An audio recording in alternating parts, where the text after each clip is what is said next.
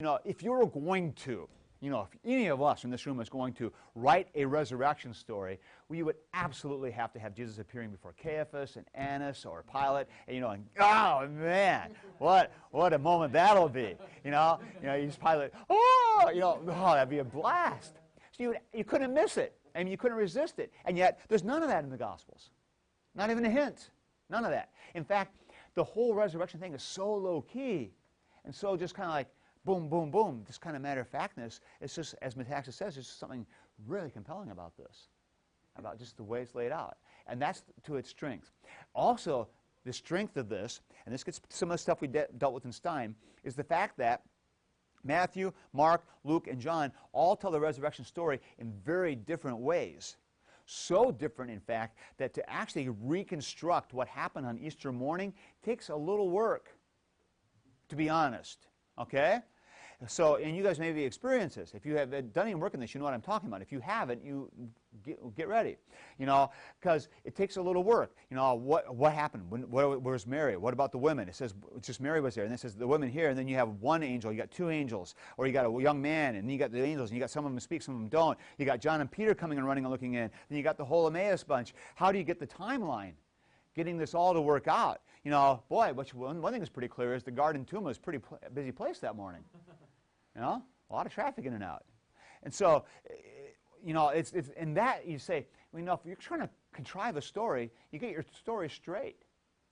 And what you would get if there was a contrived story is real consistency right down the line. Bang, bang, bang. But you don't get that.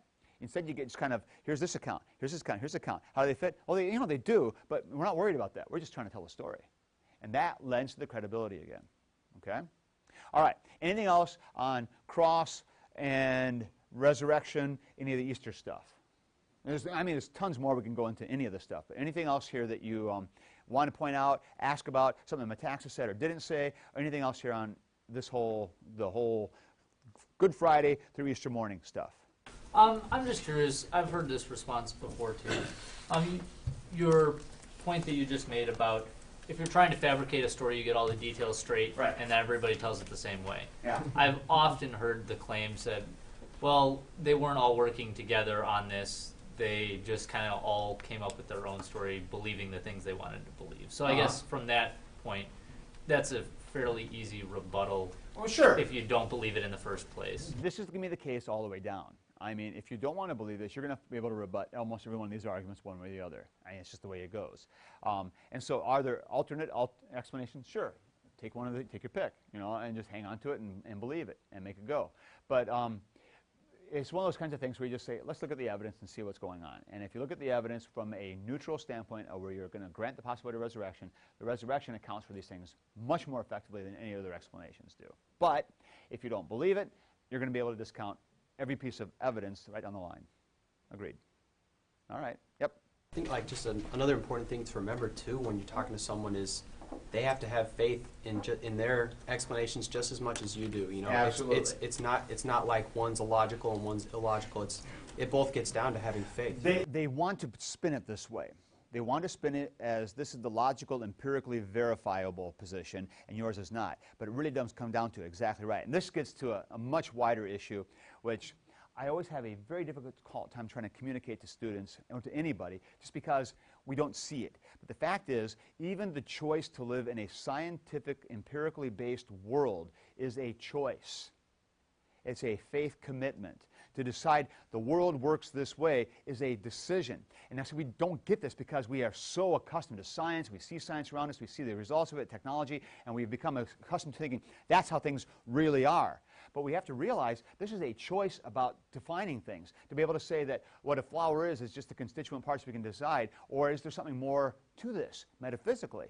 And before the advent of the Enlightenment, and really not until probably mid-18th century, before that, I mean, Francis Bacon is really kind of the father of all this. Before that, no one ever assumed that was all there was. In fact, if you said that's all there was the empirical stuff, you'd be laughed as an idiot, because there's obviously more reality to it. And so we have to realize that in our radically scientific, technologically, empirically based world, this is a faith choice that is refusing to look at other things which can be legitimately looked at as real-life explanations for things. So that's well said. All right? Good. Anything else here? Yeah. Jim. Yeah, in China, in East Asia, even East Asia, many people believe the theory of a reborn, and the people die. Oh. So sometimes people witnessed something ghost, Okay. their parents or their grandfather and grandmother. Mm. But in the Bible, when we look at the Jesus resurrection, it's similar to kind of ghost, in penetrate the world or something like that. But how can we discern kind of the Jesus resurrection between, you know? Oh, well, there's a difference between resurrection and revivification. To revive means you just kind of the body's back. Resurrection means a resurrected, glorified body. And the very fact that Jesus eats fish is one of the big things, okay? He eats. He is doing things bodily. And he doesn't do it just once. You know, you got the time when he's with the disciples at Galilee as well, when he's cooking breakfast for them. And so you got this very tangible, it's a physical body. And you got the fact that he tells Thomas, touch me. So he's got a real physical body. And you also, you know, Jesus says, do it. And it's not like Thomas says, well, I won't. No, do it. And so Lenski argues, well, Thomas will be obedient. He touched him. But anyway, he's tangible. He's real. It's a real body. All right. Yeah, Joel. Isn't some of the difference there, too, the fact that a revived body, the revivification, is going to die again? That's right. Lazarus is an example of that. Lazarus is revivified. He's not really resurrected. And so when we talk about, you know, Lazarus coming back from the dead, that's the right way to talk about it. Don't talk about Lazarus' resurrection. He's not really been resurrected yet. He's waiting just like the rest of us. Right. Okay? It was at this chapter that I thought Q actually started to catch on, you know, and had some more responsive answers to things. So he's coming seems to to tie Good in for Q. Here. Sarah feels better about that. Oh, he does. He's a real fictional guy. All right. Now, some other things then. Let's talk about some other things in Holy Week and cover a few more details here that are of significance, just, you know, that we could get into. A lot of this stuff you're going to encounter when you start doing Bible studies and you start preaching on these things. You're going to dig into this stuff more. You're going to start digging into commentaries and learning these things. But there are just a couple things I want to call to your attention just kind of quickly and maybe set some trajectories for you as you think about some of these things. All right? One of the first things, before we leave this whole crucifixion and resurrection kind of nexus, we need to realize that these should really form a single event. And this is important for the life of the church. When you're serving in your congregations in the future, I really think this is critical that you begin to think about Holy Week as kind of an event, not as a series of separate little things. Like, okay, we got Palm Sunday, we got Maundy, Thursday, we got Good Friday, and we got Easter. Really, they're one event. And Bershom will really emphasize this for you. The fact that in the early church was essentially from about Thursday until Sunday, you just had kind of one continuous service. You would kind of come and go and eat and do other things when you needed to, but the service didn't end. And this is still reflected in our liturgy, because when Good Friday is done right, there's no benediction. There's no benediction. Right, and it's not just, and there's no postlude. And it's not just because, well, it's too sober for the benediction. No, it's because we're not done yet. Exactly, we're not done yet.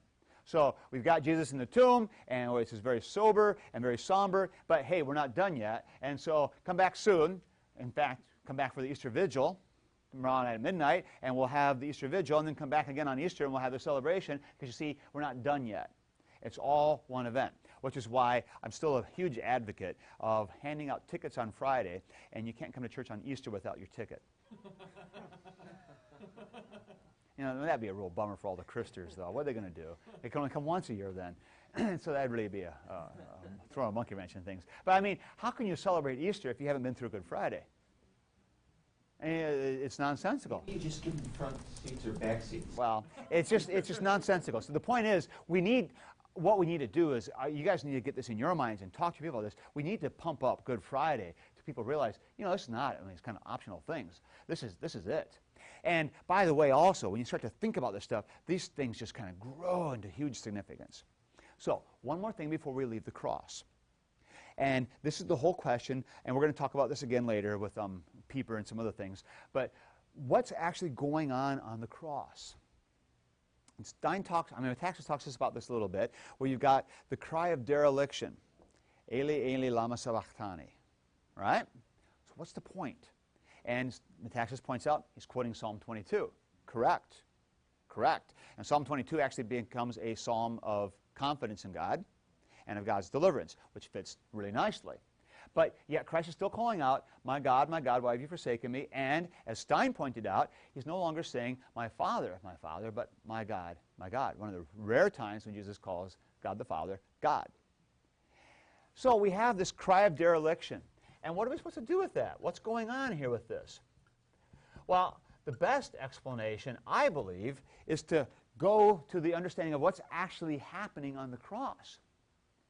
And what you have going on the cross here is the actual judgment of God the Father on his Son, who has become, 2 Corinthians 5:21, which is probably one of the most significant texts anywhere for really proclaiming the gospel, beats the pants off of John 3:16, in my opinion. 2 Corinthians 5:21, God made him who knew no sin to be sin for us, so that in him we might become the righteousness of God. Wow. What a text. Because what this nails down is the idea that it's not as if Jesus is dying as the innocent sacrifice. He's actually become guilty because he has become the sin bearer. And see, this is also, I think it's Oswald who argues that Christ becomes the sin bearer at the baptism. And this is when he starts bearing the sins of the world, the act of obedience. He's becoming the sin bearer. He's carrying the sins. And then, so we have the idea of the passion of Christ being his whole life, but then the great passion is what happens focused here on Holy Week, especially starting Maundy, Thursday. So now Christ becomes the sin bearer. He's the one carrying the sins. So when he's going to the cross, he's not going as the innocent Son of God. He's going as the sinner of the world, literally carrying all of our sins. And so what happens on the cross then is the Father sees the Son now become the sin bearer and gives him the just punishment, which is damnation. Christ endures hell on the cross, not later. The descent into hell, and we'll talk about that later on, is not part of the suffering. The descent into hell is part of the exaltation. He's going to hell to declare the triumph, not going to hell to suffer. The hell that Jesus suffers, and he endures hell, because that's the wages of sin. So Christ endures hell. He endures it on the cross. So he's actually separated from the Father on the cross. Yes? This is slightly tangential, but I just want to raise this for the class. Often we talk about Jesus suffering in our place. And when working with youth, be careful with this. I had a youth this summer say, well, why did Jesus only have to suffer on the cross? Why did he not have to suffer eternally, which is our wage? I was just going there. So we're good. Where we're going next. Well, I'm anticipating. glad to pick up on that. No. I got you already here. All right. Thank you. We're ready. So you're right. This is a great question, and we'll get to that one in a second. So we've got what Christ is enduring on the cross is the full wrath of God, God's judgment. And this is important then to recognize that the cry of dereliction is not a cry of despair. And be careful with this. Now, in our language, despair just means, oh, he's feeling really bad. But despair is actually kind of a technical term in the church. And in the Middle Ages, especially in Luther's day, despair meant giving up on God. That's despair. Despair is the suicide thing. You give up on God, give up on life. There's no hope. Then you despair of life. You take your life. That's despair. And if you pay attention, a lot of the collects we still use in the church will say, save me from untimely death, save me from despair. That doesn't mean save me from depression. It's not what it means. What it means is don't let me lose my faith in the crisis. Don't let me fall away from you when things get tough. Keep me in the faith. That's what it means. Because despair means giving up on God. So you don't ever say that Jesus despaired. He never despaired. Because that's the whole point of the cry of dereliction. He's still calling out to God. But the horror is that when he looks to God, exactly. He looks to God, and instead of getting God's comfort and affirmation, there's no more, this is my beloved Son. Now there's the rejection.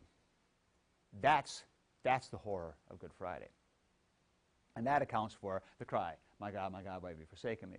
Now, of course, in the history of the church, there are those, we'll talk about them later on too, the adoptionists who would say, well, Jesus was just kind of being, filled by God, and what happened was right at the last minute, God bailed out on him. And so when Jesus said, my God, why have you forsaken me, he felt all alone because the God party left. No, that's not what's going on here. You have God the Son under the wrath of God. Francis Rossow, Rev, calls this the full literal gospel, the damnation of Jesus by the Father. That's the full literal gospel. That's the real deal. Now, you take this, though, and I'll hit the next question is, well, wait a minute now. Hell is eternal. Jesus is on the cross for what? 6 hours? 6 hours versus eternity. Come on! Oh, what? So how do you account for this? How do you answer the high school kid? Jesus is true God, too, so he can experience the infinite. All right. There is this aspect of the divinity which does change things. And I know people hate people. He says, well, he's God. Well, yeah, special pleading. Well, if there's ever a case for special pleading, it would be Jesus, wouldn't it? I mean, he's God. Things are different. So that's that aspect. There's another aspect where you could say, well, you know, Peter says that 1 day is 1,000 years in God's sight, and so, you know, time doesn't matter. But I think the best explanation really is to kind of go this divine aspect and say, now, wait a minute. With God, there is no time. Time is something we have as earthbound creatures. God is outside of time. And see, it's not as if God is, you know, before time or after time. He's just outside of time. For God, it's all now, which is why when God says, my name, I am who I am, you know, it's not like was, will be. It's just now. That's it. Continual, that's it. That's it. God just is. So there's a continual present tense for God. So the very fact that this Godhead suffers has this timeless quality to it. Scripture even supports this, where you have Christ pleading before the Father as the sacrifice. And you even have in the book of Revelation where you have the Lamb on the throne, but it's a lamb as one having been slain. And you have Jesus appearing before Thomas in the resurrected, glorified body, and guess what? The stigmata is still there. The marks are there. And so, and we're going to explore this more with Balcom in marvelous, delicious ways. But well, that'll be to come. And the marks are there. That's part of it. So in other words, there's something timeless and eternal about this. And in fact, some have even argued that Christ's sacrifice on the cross is a timeless reality before the Father. This also argues why one of the reasons why we use the crucifix. And why St. Paul says we preach Christ and Him crucified. And of course, we put our crucifix up, and all the Protestants say, you know, I thought Jesus rose from the dead. you know, my cross is empty. What's wrong with you? Don't you believe Jesus rose? And it's like, idiot. Absolute idiot. You're missing the whole point. The whole point is, it's Christ crucified. That's what we proclaim. And the crucifixion is a timeless, eternal reality. And that's why, remember I said before, see this all together? The crucifixion is never apart from the resurrection. We know He rose. That's why the crucifixion becomes so normative for us. We know He rose. That's why the death is so powerful, because Christ vindicated Him, or God vindicated Him. And so, you see, it all becomes one piece. It's not as if the crucifix negates the resurrection. It's the whole point. It's the whole glory. And that's the really cool thing. And more on that coming in Balcom. In Revelation, we get a picture of all of us in white robes and Yep. Christ in a red robe. Does that play in here? Yeah. Yeah, it's what Luther called the divine exchange, the blessed exchange. So God takes my sins, Christ takes my sins, and I get His righteousness. And Dr. Cole likes to call it the sweet swap. You know, good alliteration. So, you know, God takes my sin, I get His righteousness. Pretty cool. That's awesome, in fact. Now, this then sheds a ton of light on Gethsemane. Garden of Gethsemane. We tell the story on Monday, Thursday, and we say, wow, look at the humanity of Jesus. Look how He's in agony. He knows what's going to happen tomorrow. He knows. He's seen the Mel Gibson movie. He knows what's going to happen. It's going to be bad. It's going to be bloody. It's going to be horrible. It's going to be hellacious suffering. He knows, and man, He doesn't want that. That's why He prays so hard for God to take the cup away from Him. I don't buy it. I don't buy it. I think what's really going on in the Garden of Gethsemane is the fact that God the Son knows that there is going to be a rift in the Godhead, and that God the Father is going to condemn Him, and that the holy unity in the Godhead, the Trinity itself, is going to be shattered at the cross. That's the agony for Jesus. Suffering, wow, good grief, He's already incarnate. He knows a thing or two about suffering. And so that's not a big deal. Well, it's not small, but it's nothing compared to the real thing. The real thing is God, who is Jesus, who is sinless, with all of His holiness, is actually going to invite into Himself the sins of all of us. That's That's breathtaking. It's extraordinary. That's the agony. Because he knows he's the sinless Son of God, and he knows he's going to invite sin into himself, and then for the sake of that sin, he's going to be damned by the Father. He knows this. That's the real heart of the agony in the garden. So I'm persuaded that what you really see in the Garden of Gethsemane is not great evidence of Jesus' humanity, but great evidence of his divinity. I believe that's what's really going on there. All right, so enough there. Anything else on any of this discussion before we press onward? All right, so we back up a little further. We'll back up to Thursday, earlier, the last meal, the Last Supper. And here we run into a snag. And it's not without some difficulties. And a lot of you are not even aware of this because we don't pay much attention. But if you actually read the Gospels, it becomes very apparent very quickly. And the snag is this. We have the last meal or the Last Supper. And then the question is, what's the context for the Last Supper? All right, the Passover, which is clearly the answer that you get in the Synoptics. So in the Synoptics, we are told Jesus wants to prepare the Passover. He sends Peter and John into town. They meet the guy with a pot on his head, and off they go. You know, they find the upper room. They prepare the Passover. Then they have the Passover meal. All good. Well, we have a problem. Exactly.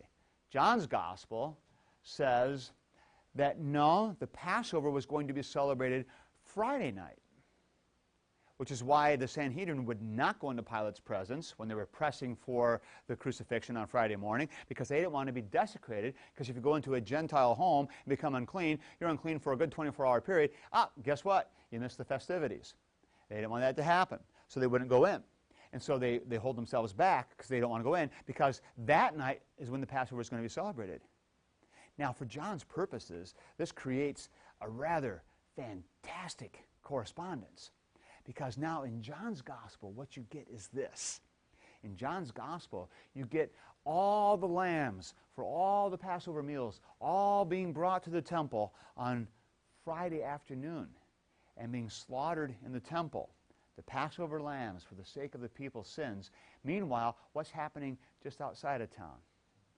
The Passover lamb is being sacrificed. It's like, oh man, wow, is that cool. And in case you missed the connections, and John doesn't want you to miss anything, John is the only one of the gospel writers who gives us in the 7 last words from the cross, John is the one who gives us, I'm thirsty. Synoptics don't have it. Only John has it. I'm thirsty. And then what happens next? The Roman soldier quick grabs a sponge, soaks it in his vinegar water, puts it on a stick, and holds it up to Jesus' mouth. Well, what kind of stick does he put it on? Yeah, stalk of the hyssop branch, which immediately, you know your Septuagint, and you know the same exact word is the word for the material they used for their paintbrush on the Passover in Egypt when they painted their doorposts with the blood of the lamb. They used the hyssop, because hyssop is kind of like parsley, which is a rather weird thing to use to bring the sponge up to Jesus' mouth, but that's what John tells us they did, and the connections are not to be missed. So John is just screaming it at you. Remember, he's the one who has John the Baptist saying, "Behold, the Lamb of God who takes away the sins of the world." This is John's gospel. He doesn't want you to miss it. He's the Lamb of God. So this is powerful, really cool stuff. So a hand. I was just making that connection to also in the Psalms, cleanse me with hyssop and I will be clean. Oh, yeah, right. Yeah, you get this too. Now, the problem we got, though, is John's gospel has a different scenario. He has it, the Passover is on Friday. So now we have a snag. Who's right? Well, now we start coming up with what are we going to do with this. We know that the Passover always happened on the 14th of Nisan. We know that. So the question comes, well, when did it fall? And we start getting into all kinds of discussion about this. So this is also one of the reasons why it makes it a little difficult to pin down the exact day that Jesus died. Because was it really a Friday night Passover or was it a Thursday night Passover? It changes everything. Because we can do, astronomical records and figure things out. But when was it exactly? So some questions. Now, on the face of it, it looks like, well, somebody screwed up. Either the Synoptics got it wrong or John got it wrong. Someone's wrong. So then we say, well, wait a minute, maybe not so fast. Meyer explores this, so does Stein. How do we get around this? Well, there are ways, and one of the ways is to say, well, and these are all now possibilities. hypotheses. One is you got Jesus and the 11 or the 12. They're all basically Galileans, and so probably you had a Galilean tradition and then a Judean tradition. They're two different places, and so maybe they were actually counting the calendar differently, and they weren't really agreed on when the 14th of Nisan actually fell. Maybe they're off by a day. Maybe you have a Galilean tradition going on. That's one possibility. So you have maybe a calendar issue. Another possibility is maybe Jesus knew what was going to be happening on Passover, and so he just kind of moved the Passover up, like some of you do when you have Thanksgiving on Saturday or Friday because you can't all get together on Thursday, so you actually have your Thanksgiving on a different day. People do this with Christmas all the time, and we even call it having Christmas, right? So when we're going to have Christmas this year, we're going to have Christmas on the 23rd, or we're going to have Christmas with your family on the 24th, we'll have it with my family on the 28th. That's when we're going to have Christmas, right? We talk that way. So maybe that's what's going on. So maybe Jesus had Passover a little early. Maybe, kind of similar, maybe Passover is a little bit like our Christmas. When do you actually have Christmas? December 25th, December 24th? Which tradition is your family? In my family, everything happens on the 24th. 25th, yeah, everything's kind of low-key. We don't do much because all the big stuff happens on the 24th. Presents are open, the whole business, all on the 24th. And my wife's tradition. It's mine now. And so, so this is how it happens. So, you know, when it's going on. So maybe that's what we have here. Maybe we have Passover kind of just spills out. And you can have some people who are Passover Eve, you know, almost. Maybe that's what's going on here. There's one other possibility. There's also been suggested that Jerusalem is so crowded, and the rules are very clear. The Passover had to be celebrated in the city of Jerusalem.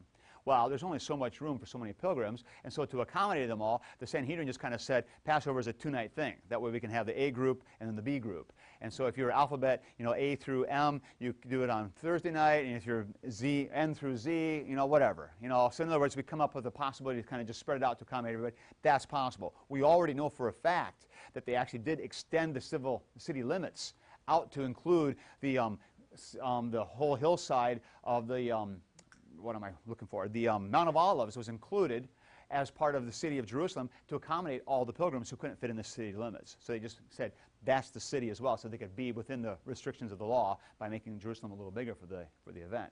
So any of these are possible. Now, like we encountered with Stein many times, do we know which answer is the right answer? No. But one of these could be, and if we have a possible correct answer, that's enough.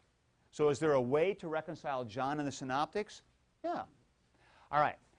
More importantly for our purposes is whatever's going on, Passover is clearly in the minds of Jesus and the disciples at this meal. It's Passover season, and Passover is heavy on their brain, which is fantastic on so many levels, because the Passover then becomes the setting within which Christ is going to give the sacrament and then give his life and then proceed into the entire whole crucifixion, resurrection nexus. The whole thing is premised on Passover.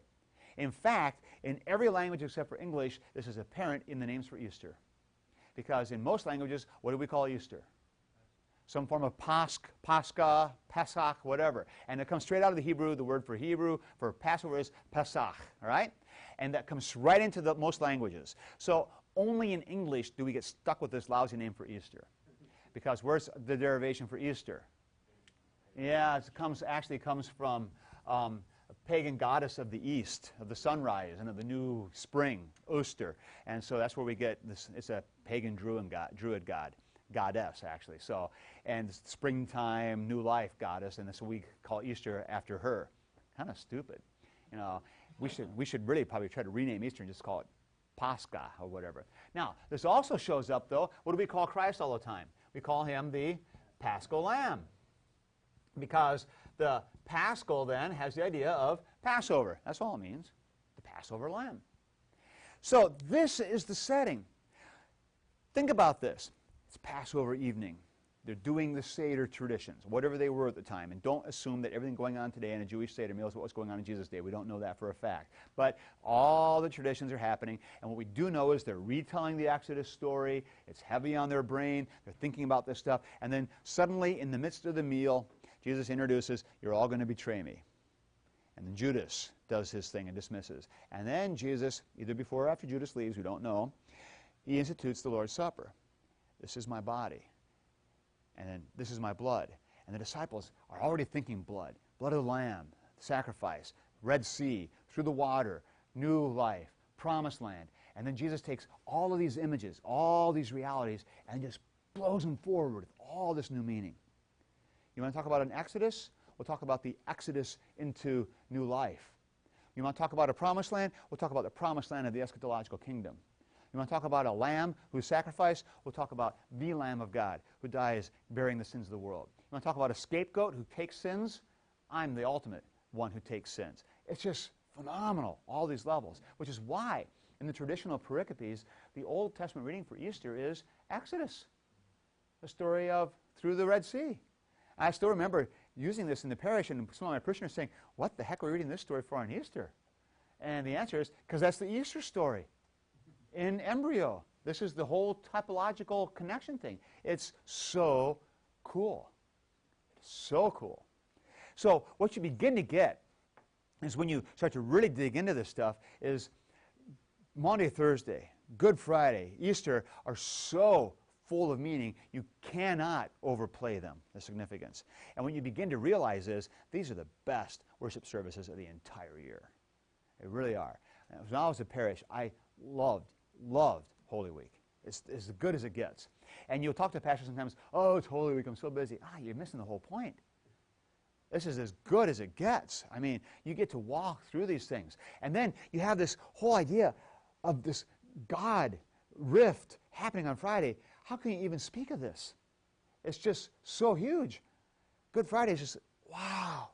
And then the resurrection and the restoration and the putting everything back and the being led into the Holy Land and the eschatological fulfillment. It's like, wow, how can you ever possibly plumb the depths of this? It's just too good. So, my little practical word of advice. Now I'm sliding into P class here, forgive me. Enjoy Holy Week like crazy, guys, okay? And make sure your people see how hugely significant this is. And make these services profound and work on them and make them significant so that Thursday and Friday and Sunday become not missed services. So people don't see them as optionals. Oh, it's a busy week. They just be, if you're a Christian, you can't miss. One of the things I did, just a little really concrete advice, I would preach Thursday night, Friday, and 2 sermons on Sunday. 2 different sermons, Easter. Because I would have a sunrise service and we'd have a festival service. And they were 2 different services, but everybody in the congregation was encouraged to come to both because they were completely different services. And it was really a lot of fun. So I had to write 4 sermons. So I would always go on a little retreat. So I would leave Monday after, or Sunday sometimes even after church, but Monday and Tuesday and Wednesday I'd be gone, come home usually by Wednesday at noon. And when I was away, I'd go to this camp, not just south of where we were. They had food, it was great, and I could be in solitude, and I just crank out all 4 sermons. Bang, got them all done. So when I came home on Wednesday, all 4 sermons were in the bag, and I could sit back and actually enjoy the week. It was a lot of fun. Dye eggs, the whole business with all the kids and everything. So just give it a shot. It worked out really well for me. And so enjoy Holy Week, and do your best to bring the depth of this, because this is such cool stuff. Are you familiar with the, early church services that would happen when Christianity dominated the Middle East? I'm not as much. I mean, this is Burson's bailiwick, and I'm not as in depth in that kind of stuff. It was basically, it was almost like nobody slept. Right. This is one long thing from Thursday on. It's just like a continual kind of a service, right? And you didn't stop it. That's right. It just dominated the lives of the people, which is kind of a cool thing. All right. Good. So we got that covered. We got Thursday covered. We got everything's pretty much done here. We then a couple of the dates here on Holy Week. We've got the Monday clearing of the temple. Tuesday would be the day of confrontation, when Jesus went toe-to-toe with all the Sanhedrin officials. And then either Tuesday evening or Wednesday, depending on how you read the texts, you've got the whole Olivet discourse, or the little apocalypse, where Jesus is kind of laying everything out, what's going to happen. And the setting for that is so cool, too, because you've got Jesus sitting on the Mount of Olives, right across from the Temple Mount, Kidron Valley in between, looking straight across to the temple in all of its splendor, and telling the disciples about when it's all going to come to an end. Pretty cool. Pretty cool.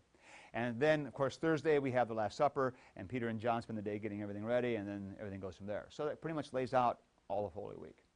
All right, final questions or comments about anything else here? Yep.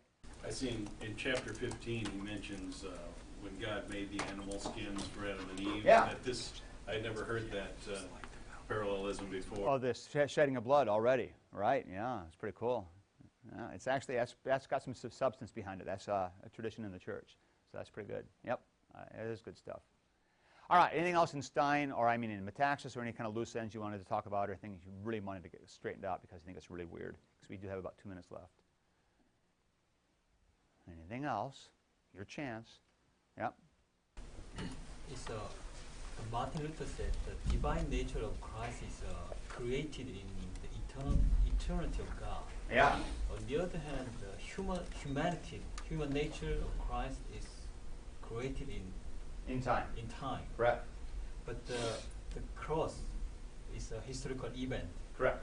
Yeah, but that means the present time is affect to the eternal time. Exactly. A present time reality has impact for eternity. When we consider the present time today and eternity of God, the time of God, it's a correlate each other. The present time affect to eternal time, or eternal time is It's a great question. When we start talking about God's timelessness, I always just plead ignorance. I can't conceive. No, seriously. And I don't think I'm just kind of wimping out on this. I'm a human. I'm a creature. I am so time-bound, I cannot imagine timelessness. I just can't. And so I just have to kind of say, I'm a creature, I can't get it. I'll yield to God's godness and admit that I don't get it and leave it at that. So that's where I go. Yep. When you were talking about the meal that Jesus had, the Last Supper, Yeah. and you were talking about the kind of synapses in his head of what was going on with the Passover and what he was doing, can you just kind of review that? You went over it really fast. What was he thinking? Well, what Jesus was thinking, I have no clue. I'm not Jesus, and I don't ever like to speculate. But what I do know is the whole kind of context of this. The Passover, you've got 400 years of bondage, and now finally it's coming to an end. You've got all these plagues have been being dumped on Egypt, this kind of wrath of God being poured out. And then now finally we've got this last big, great event of the angel of death going through the land. But Israel spared because of the blood over their doorposts. And then Israel plundering Egypt and going through the Red Sea into the Promised Land. The Holy Land, the land of promise, led through the Red Sea. And see, all of this stuff is just kind of kicking around. It's in the air, it's in the food, it's in the taste, it's in the wine. It's just thick in the disciples' minds. And Jesus takes that whole event with all this kind of pregnant reality around it and says, this is my body. This is my blood. And so now, you want to talk about deliverance, I'm the deliverer. You want to talk about Holy Land, the Holy Land, that's the eschatological fulfillment. That's the Holy Land. You want to talk about suffering, this is what I will be enduring. I mean, see, the whole thing, almost on every level, there's all these connections where the typology is there in reality, in history, and then just blown to a whole other dimension. That's what's going on. This is going to get reviewed again in Balcom, and so we'll spend a little more time on it. All right? Okay, good. So we are set for Balcom next. A little different style from Metaxas.